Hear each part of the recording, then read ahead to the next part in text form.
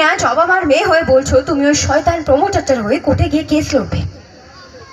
কৈলিদি, ছোটবেলা থেকে তোমার সমস্ত অন্যায়ের আগে আমি ঢাল হয়ে দাঁড়িয়েছি, যাতে তুমি কোনো অন্যায় করলেও কেউ তোমাকে বকতে না পারে, মারতে না পারে। কারণ ছোটবেলা থেকে আমি তোমাকে সবসময় আগলে রেখেছি কৈলিদি।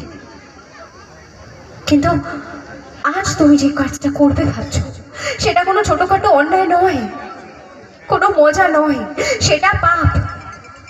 তুমি কিনা জবা মার মেয়ে হয়ে বলছো তুমি ওই গরিব মানুষগুলোর মাথার উপর থেকে ছাদ কেড়ে নেবে ওই প্রমোটারটার পাশে দাঁড়িয়ে। না কৈলিদি, তোমাকে আমি এই পাপ কিছুতেই করতে দেব না।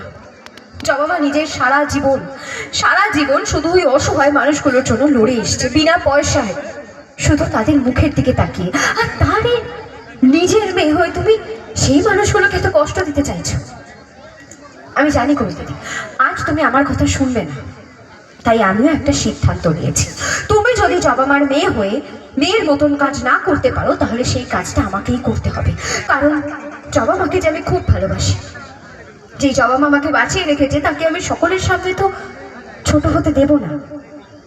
তাই আজকে থেকে তোমার সব থেকে প্রিয় বন্ধু, তোমার ছোট্টবেলাকার একমাত্র সাথী ইতু, তোমার বিপরীতে দাঁড়িয়ে কোর্টে গিয়ে কেস লড়বে, শুধুমাত্র ওই গরিব অসহায় মানুষগুলোর জন্য, শুধুমাত্র তার জবা মার সম্মান বাঁচানোর জন্য।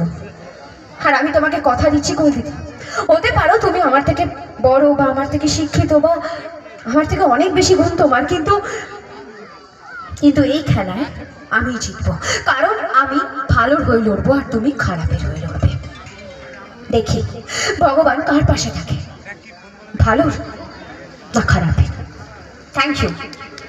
তো এবার নিচে গিয়ে আমার